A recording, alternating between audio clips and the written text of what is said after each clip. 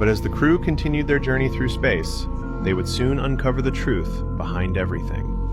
We're rocketing through space at warp speed, and you're asleep at the controls? It's on autopilot. That means I don't have to push any buttons. And believe me, I tried to push a lot of different buttons. Sometime later, the crew discovers the Alpha Dome, the very first dome ever sent into space, piloted by Captain Mary Stone. When Skips, along with Mordecai and Rigby, enter the dome to investigate, they quickly realize something is off. The inhabitants are living as if it were the year 1690. Suspicious of what they're seeing, they request to meet the leader, Silas. While you're busy with this, would you, or thine, mind if we take a look around? Of course not. Consider thyselves the honored guest of Silas the Wise. As they explore further, they begin to uncover strange details, hidden robots, and escape pods scattered throughout the ship. Eventually, they reach the control room and discover the truth. The dome had been struck by a time anomaly, affecting the entire crew, except for Silas, who managed to avoid it by hiding in a time-proof shed. Determined to fix this, the group comes up with a plan. If they can push the dome back through the time vortex, it should reverse the effects. Disengage!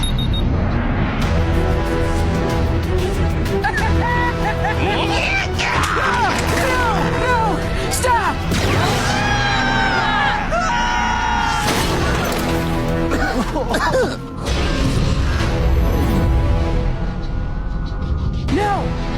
No, wait! I need to be out there! No! When they succeed, everything changes. Mary and her crew are restored, but not as they once were. They transform into highly advanced energy beings from the year 3300. Before departing, Mary gives them something important: coordinates to a location. Following them, the crew arrives at a convenience store where they discover the ice tape left behind by Mr. Mellard for Pops. From the tape, they finally learn the truth about Pop's origin and his destiny. Moments later, an ancient sensei named Earl appears, a figure prophesied to train Pops for the battle against anti-Pops. Without wasting time, Earl begins training Pops using the training montage technique, a method that allows him to bend space and time while rapidly increasing his power.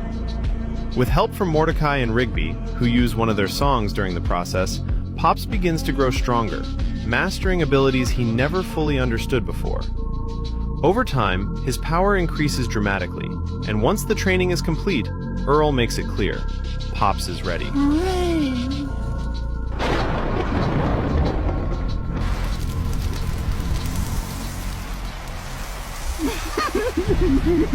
He is ready.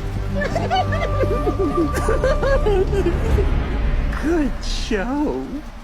In the Dome Park, Earl is excited that Pops has finally completed his training. To prove it, he dares everyone to try and hurt Pops. But Pops effortlessly uses his new abilities to defend himself. Afterward, Earl gathers everyone and presents their next objective. The final battle against anti-Pops. Now, Planet Nielsen, home of the all-knowing seer that can tell us exactly when, where, and how Pops will fight anti-Pops. So we just need to find her. That's it. That's the whole presentation. However, even with all his training, Pops still believed there was another way. He refused to accept that violence was the only solution. Determined to end the conflict peacefully, Pops set out to confront anti-Pops using nothing but kindness. When the two finally came into contact through the Mind Realm, Pops attempted to reason with him, offering friendship instead of a fight, hoping to break the cycle that had repeated across countless universes. At first, anti-Pops rejected the idea, but then, surprisingly, he accepted Pops' proposal and suggested they meet in person. He invited Pops to an arcade planet. Before going, Pops shared his plan with the crew. They were skeptical, warning him it could be a trap. Despite this, Pops remained hopeful. Secretly, he even baked a cake for anti-Pops, determined to reach him peacefully. As Mordecai and Rigby watched, Rigby pointed out that anti-Pops seemed more like a video game boss, someone who wouldn't change. Still, they reassured Pops that they would support him no matter what. When Pops finally met anti-Pops in person, he was led into a room filled with broken consoles. There, Pops offered him the cake, but Anti-Pops immediately smashed it. Revealing his true nature, he expressed his hatred for the universe and everyone in it. Despite Pops's continued attempts to reason with him, nothing worked. In that moment, Pops realized the truth. His brother wasn't someone who could be reasoned with. I'm tired of looking at you, Pops. Just go away!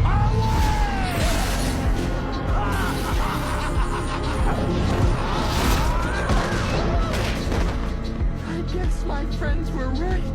Some bad guys can't be beaten with words! Believing there was no other choice, Pops prepared to strike. But as he did, Anti-Pops moved in to finish him. But at the last second, Skips intervened, pulling Pops to safety and escaping the arcade just before Anti-Pops could destroy it. To buy them time, Earl sacrifices himself.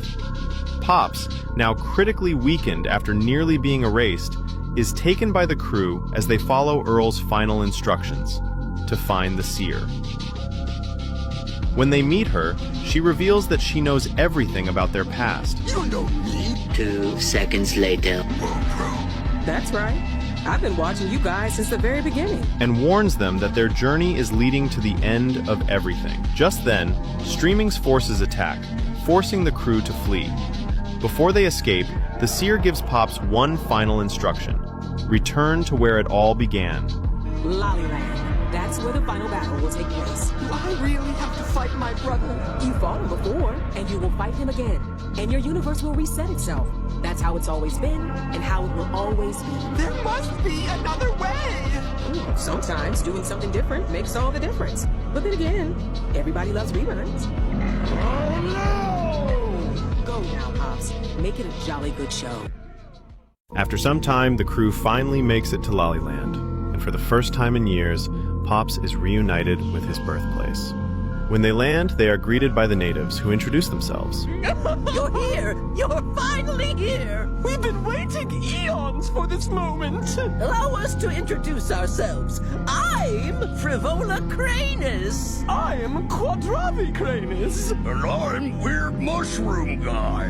They then take them to the Guardian of Lollyland. The Guardian introduces herself. She explains that she exists only to witness the Titans' battles every 14 billion years. Pops asks if the Guardian knows how to defeat Anti-Pops, but the Guardian gives a chilling response. She says she has never witnessed a victory. Every conflict always ends in mutual destruction, followed by a universal reset. The scene shifts.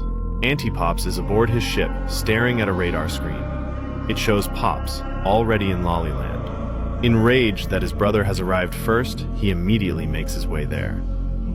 Back on Lollyland, the park crew explores ancient tapestries. The natives begin to reveal the truth of Pops' origin. Over billions of years, different versions of them emerged, but none were ever perfect. Until Pops, also known as Mega Cranus, was born as the ultimate creation.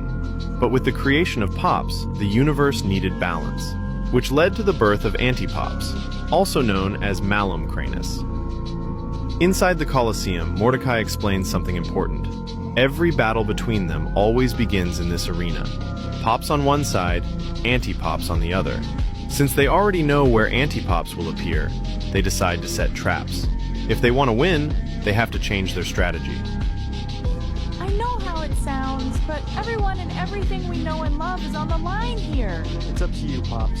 If you want to keep doing this how it's always been done, that's your choice. You're the chosen one. Okay, let's do it. Traps. Sometime later, Anti-Pops arrives. Pops once again tries to reason with him. He speaks about their brotherhood and tries to stop the fighting through peace. But Anti-Pops rejects everything and immediately attacks. However, the park crew activates their traps, and Anti-Pops is caught and momentarily restrained.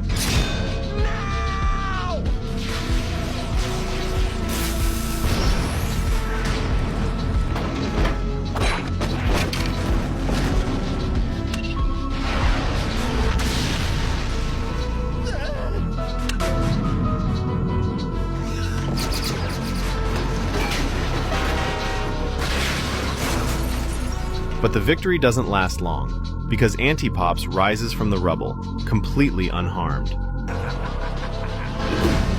That tickled. After surviving the traps, Mordecai and Rigby couldn't believe it. Anti-Pops was still standing. Not a scratch. Not even slowed down.